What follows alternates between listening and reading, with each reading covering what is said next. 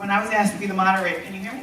Okay. When I was asked to be the moderator, I was really thrilled. I saw the film about a week ago with my family, and so I'm very excited to get into the discussion with the panelists, so I'll introduce them. First up is Kahlil Koromantee. He's an editor, author, poet, educator at Nubian Directions. Kahlil Koromantee's work focuses on youth of African descent who are involved with the court system, aging out of foster care, preparing for college, and are struggling with their sexual identity. He has degrees in secondary education and applied psychology, and is an accomplished poet and essayist. He has written 4 books. His next book is about youth aging out of foster care.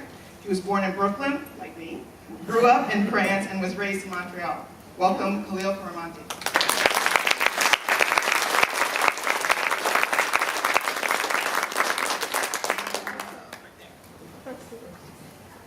Next up is Dr. Sheldon Applewhite, sociologist, writer, HIV researcher, Borough of Manhattan Community College. Dr. Sheldon Applewhite is an assistant professor of sociology. He has worked at the New York City Department of Health and Mental Hygiene and with the Healthy Start Brooklyn. A native New Yorker who attended New York City public schools, his current work focuses on health issues of the LGBTQ of color populations. He's the editor and author of an anthology of readings on Black men in contemporary America, race, gender, and identity. Welcome, Dr. Applewhite.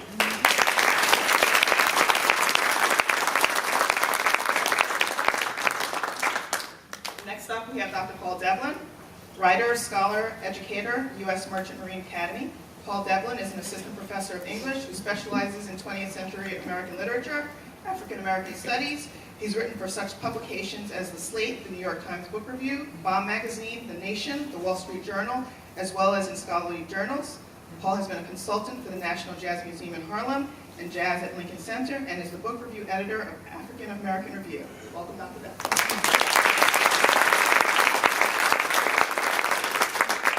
Last but not least, Ms. Robin Mallison Alpern, anti-racism activist, director of training for the Center for the Study of White American Culture. Robin Mallison Alpern was raised in the Religious Society of Friends and has had a lifelong concern for racial justice. Her anti-racist activism includes the study of books, films, and lectures, taking part in workshops, seminars, and trainings, publishing essays, articles, and reports, public speaking, facilitating community dialogue, designing and leading workshops and community organizations. She has worked with several anti-racism organizations and maintains ties with anti-racist leaders, both white and of color, who have served as long-term mentors. Welcome.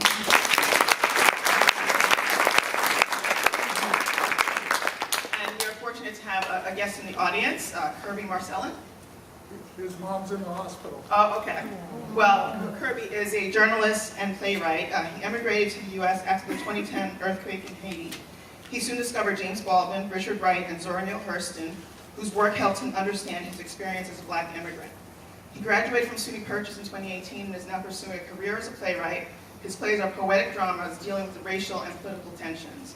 He's a native Haitian. Raoul Peck is the director of I Am Not Your Negro and is a distant relative.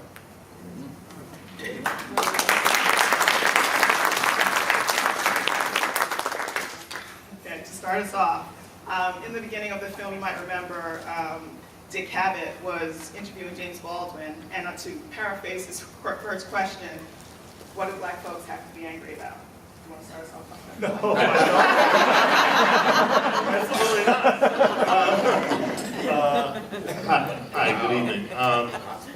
Yeah, that's a really difficult question. Well, one of the things that I love about Raoul Peck's movie is that he really kind of lays out, he sort of places James Baldwin's discussion and this conversation alongside the images. Right.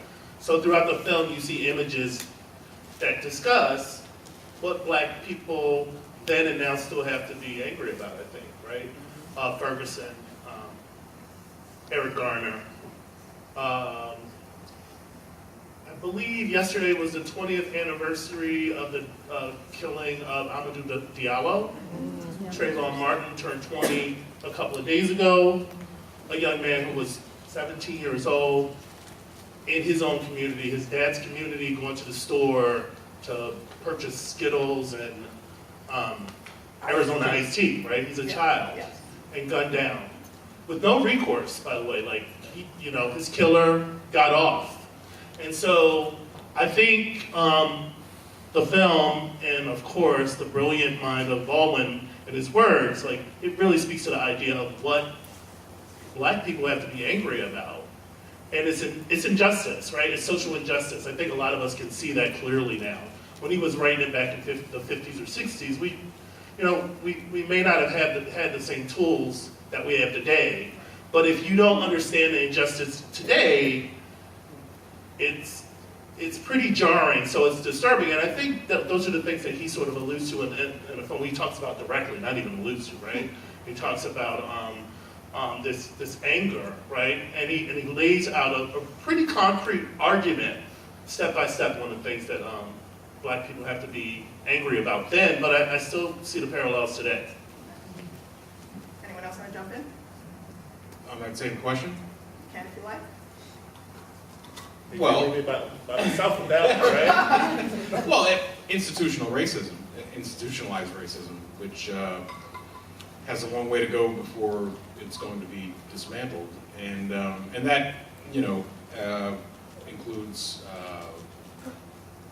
housing, labor, access to health care. I mean, you name it. It's racism that's institutionalized, and we haven't really begun to address it yet. So that's what I would say.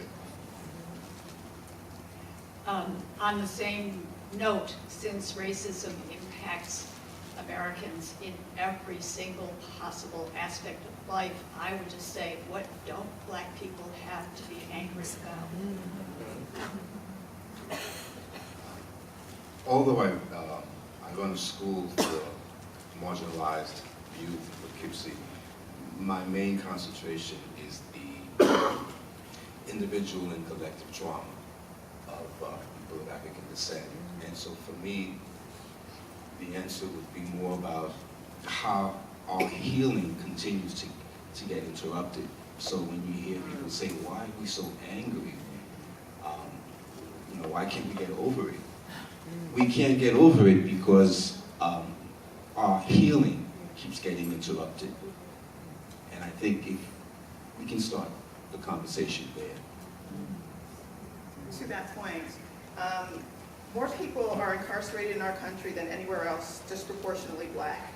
Nearly 1 million work full-time as slaves. Is racism now worse than in James Baldwin's time? Is racism worse? Is that the question? Yes.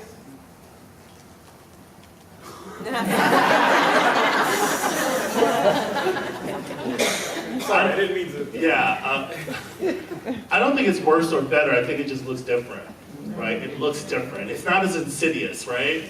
But again, you can see some of the same parallels. When you see those scenes in the South, and people are like wearing, Nazi signs, like not just the Confederate flag, Nazi signs, and holding signs about white power, and go back to Africa. I mean, we see those things today, right? And I think with this, I think people are putting a lot of it on, our president and the current conditions. I think those things were always present. They just look different. They play themselves out differently. And I think, the gentleman, tell me your name again?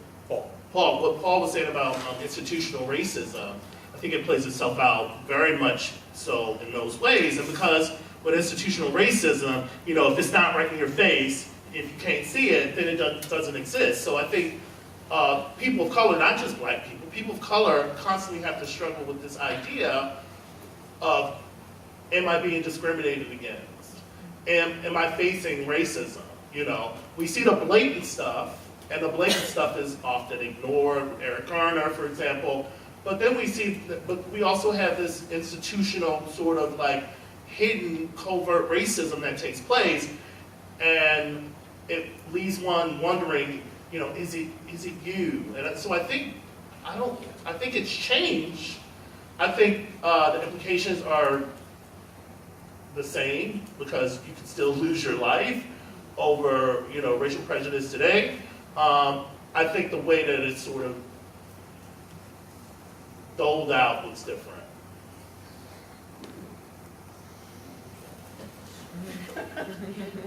I'm slightly inclined to vote for it's worse. On the grounds pretty much that Sheldon has laid out, that it's so much more invisible to white people now. Plus, the majority of white people have ourselves convinced that we are post-racial, so you can't even bring up the conversation. The majority of white people do not understand about institutional racism. So if it isn't a body hanging from a tree, then it didn't happen and it doesn't matter.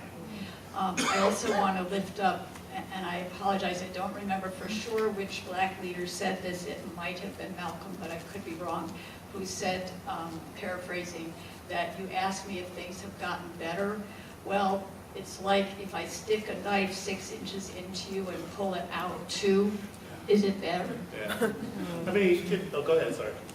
Well, I was just going to remind everyone that when we talk about racism,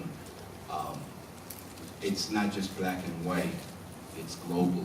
So for example, this is 2019. Last year, Mexico finally acknowledged its citizens of African descent. Let me repeat that. Mexico finally acknowledged its people of African descent. Some people don't even know that, right? Their existence in Mexico, right? So they're on the census. So in other words, oh, you exist. And what's so important that you have to understand being on the census now is that now they can get services. That's what's the key thing there.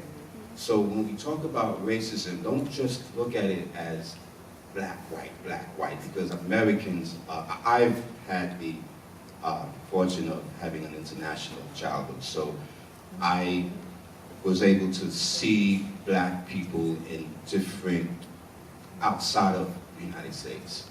I was also able to see white people outside of the United States. I grew up in Montreal during the Trudeau years when French and English-speaking Canadians had bloody fights over language, which was a very weird childhood for me because I would come back to the States and the beef here was about skin color. So just a reminder, think more globally when we're talking about racism. Can I just add? If we take a look at the week alone and all the things that have happened in the last week, it's just, it looks different, right? And I think the points that you guys are making are really excellent points, right? And so, like, I have family from Montreal, so I spent some time there. And so, you know, the idea around white supremacy isn't just unique to the United States. It's a global phenomenon. Okay, next question. James Baldwin filled a role that doesn't exist anymore. What have we lost? Or have we lost anything? I'm not sure I understand the question. It doesn't exist anymore? The role of a public intellectual, or? I guess the role of a public intellectual. I don't agree with that. Yeah. No? I think there are many public intellectuals today, and I mean,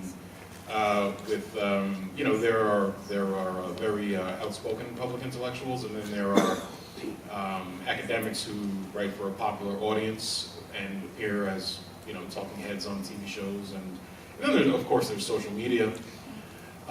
So I think there are probably more public intellectuals than ever, and I think Baldwin has been a role model for many. And you know, can you go back to the first part of the question? It says, public intellectual. James Baldwin filled a role that doesn't exist anymore. What have we lost? Yeah, I'm not sure. Other than what I've just said, I'm not sure how to answer that. If you ask my students, they will tell you that there is no such thing as intellectual relevance. At this point, keeping it real is really about keeping it dumb. So yeah, I'm going to take a chance and say we've lost that, you know. But remember, we're sitting here representing a certain generation, right? So I'm from the generation where Maya Angelou and James Baldwin, or Jimmy we used to call him, were dancing together at the Schomburg. You know, I can remember that. But you ask a kid right now, you know, what we're talking about, and they're like, you know, Cardi B, you know, that's what's happening right now. But yet, Cardi B offers a... Cardi B has offered incisive critique on many Yeah. important issues. I mean, so is she a sort of public intellectual in her way? I mean, And Cardi B, by the way, is like really grassroots, right? Like her career sort of came from like Instagram and Love and Hip Hop. She went to a community college. She went to my community college. So yeah, but what I think one of the things that I thought about, because it's a hard question, because I agree with you, Paul. Is searing honesty, right? Like how honest he was able to like really articulate the issues around race. I don't know if, at least in like a public forum like television or whatever, that people are allowed to be really that honest about race. He wasn't afraid of not getting invited No, back. yeah. I mean, like, there are parts of like the film where he's just saying like it's like telling you something about your mama, and he's just like, and they're like, hey, they're like, he is really being very honest, and to be very honest, I don't think that we have these honest conversations about race anymore, especially in the public. It's always convoluted. It's always, something else than what it really is. The State of the Union, is a perfect example. Dick Abbott actually looked very uncomfortable and squirmy during that. So I have to think about CNN or something like that. I don't think anyone is ever that uncomfortable. Yeah, Because no one's being that honest. Yeah, absolutely. Let's not forget Tim Weiss. He keeps it real. He just doesn't get the platform. True. Man, how many people know who Tim Weiss is? Oh, see, that's the point. May I have your attention, please? The library will be closing in a half hour. Please note that the computers will be shutting down in about 15 minutes. Please save all your work. Tim Weiss is a Jewish brother who keeps it real about the mistreatment of black people. Get to know him, please. I mean, the closest thing to it probably maybe is Cornell, and Cornell, he doesn't have the voice that Baldwin does, right? Like, a lot more people know who he is, but, yeah. What about Coates? Ta-Nehisi Coates. How many people know who Ta-Nehisi Coates is? Yeah, okay, this is the NPR crowd. Yeah, I guess he is a public intellectual in some ways, right? Yeah. Microphone. Thank you. Okay. What is Baldwin's reputation with other blacks? That's a great question. And you could take it then, now. I mean, I didn't read him until I was in college, so. I'm surprised to see sometimes that like my students don't know who he is. Some of them don't. Like when My kids didn't know. Yeah, when I ask a room of my students, and I typically have a classroom of like 25 to 35 students, and I say, how many of you have read Baldwin when you were in high school? And maybe 4 hands go up. And I don't know, I'm kind of surprised by that. That's why I love the idea that this film came out a couple of years ago. I took my class, I teach at a community college that's part of the University of New York, and I took my students 2 years ago when it first came out, and they were like blown away. They were just like, but I'm kind of shocked, and it really speaks to, I guess, one of the points that he was making in the film, right? And it still is relevant today, that people like, these children are not hearing stories about themselves. Right. How can you go to school in the New York public school system and not have learned about Baldwin, a New Yorker, a black man, like in the 20th century, possibly one of the most prolific American writers of our generation? Like, why don't you know about him? So I think there's something to be said about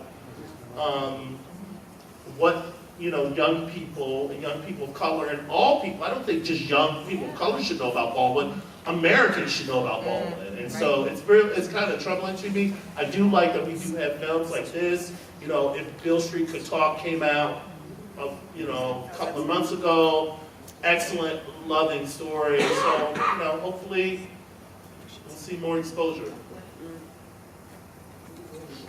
Right. I mean, go ahead. I heard the question as directed to black people. what is his reputation in the black community, and every time I check, I'm still white. Well, again, I remember when James Baldwin was part of the curriculum in high school. You had to read Sonny's Blues and so forth before you graduated. So, for Black people in America, Black History Month, the formula always included and still includes James Baldwin. And it's great to see Bill Street into a movie. In terms of his reputation, I want to remind everyone that, especially the blacks in the audience, I want to remind each other and everyone in general that we didn't love Jimmy. Let's really be honest. And we didn't love him because of his sexuality. Jimmy didn't go to Paris because he loved white men. Jimmy was driven off and out of the community. We really have to come to grips with that, because there are a lot of Jimmys walking around today who live under the radar because they don't feel safe to love authentically in their own communities. Black people in the audience, I really need you to understand that. There are young black men that I have to educate and counsel and protect, because they can only love outside of their community, where they have to go to strange hands or strangers' hands. Jimmy had to go to strangers' hands to be accepted.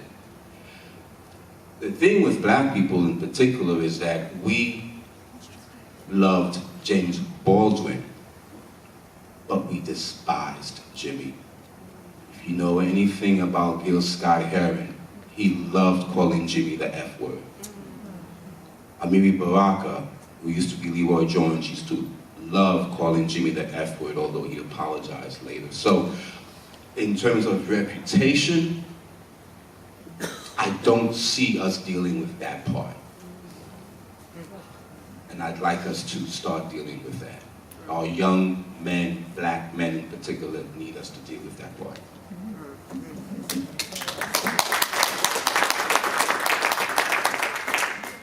I think that was a really great comment.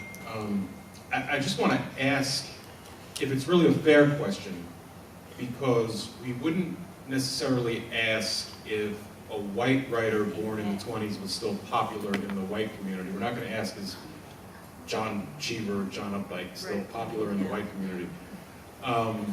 But can I just say a word about Baldwin's global reputation in the last decade? It's really mushroomed and surged in a way that I don't think people could have predicted, say, 20 years ago, because while Baldwin was never forgotten, and he was probably, I mean, if he was out of print, it was only for probably a short period of time, but there have been more words published on Baldwin from 2010 to now. I mean, far more words than were published from, say, 2000 to 2010. And there was even a James Baldwin journal called the James Baldwin Review, published in the UK out of the University of Manchester. There have been special issues of journals here in the US. African American Review did a special issue. There have been many, many books, and now, of course, Bill Street Talk and this wonderful documentary that we just watched. And all of this was sort of, I mean, I'd love to know different perspectives, but I feel like this was sort of inconceivable circa 2003, 4, 5. So it's been quite a revival, and I mean, of course, part of that revival has to do with the fact that Baldwin's critique is so applicable to the horrors and tragedies that we see, but it's also, yes, you could say, encouraging that he was not forgotten, that people knew where to look for commentary, and have revived his reputation in such a way that it's impossible now to imagine him ever being forgotten. And I recently, saw somebody comment that when Baldwin passed away, he was working on a series of one-year visiting professorships, without tenure, without You know, I mean, if he had lived into his 80s, all the big universities would have been stumbling over each other to pay him anything he wanted, just to lecture. And here he was scrambling on these one-year contracts. So, I mean, I just think that his reputation now is cemented and is never going anywhere. I mean, as a major global figure in the 20th century. So, Kahlil, I'm gonna respectfully disagree with you a little bit. And I think I'm coming from a different angle, because I think there might be a slight generational gap, a little bit. And so I didn't grow up like watching James Baldwin on television and stuff like that, right? So, but I will say, I think like the Black community's relationship with James Baldwin's, and I think you did say this essentially when you made the distinction between Jimmy and James, right? It was complicated, right? They loved him and they loved his work, right? And they were surprised when they saw the face to the words, I think. And so I think you're talking from a historical place, right? For sure. For me, like when I see those photos of him with, like, you know, Black celebrities or notables, and the love that they have for one another, it's hard to, for me, I see that relationship as complicated. And it's like a Black gay man, right, in the Black community, right, who understands like the sort of the dynamic of being a part of a community that may not be accepting of, right? I think that that's a complex relationship, but I don't think it's a relationship that's necessarily without love. When you guys decided to come to Austin Library to watch this movie and listen to us, you didn't say before you put on your coat, I'm going to bring the part of myself that they will accept. Right. You just came. What I'm saying to you is that those of us who have to negotiate which parts of ourselves to bring to the table, to the family table at that in itself is psychologically damaging. So I want us to honor this man in his fullness, not just the parts that makes us comfortable.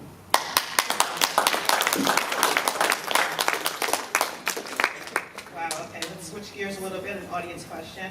What hope do we have for real change until the systemic racism in the police departments nationwide are addressed?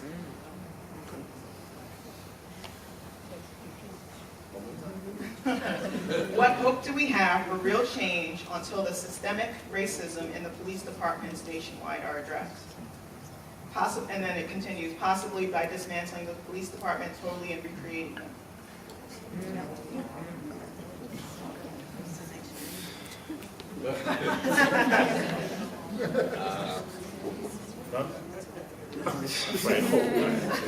You know, there's been discussions about communities policing themselves, right? So that's an idea that's been kind of thrown around. Back in the days, the NOI, the Nation of Islam, you know, that was an alternative to the police department. The Guardian Angels with the Red Berets used to kind of help out with that.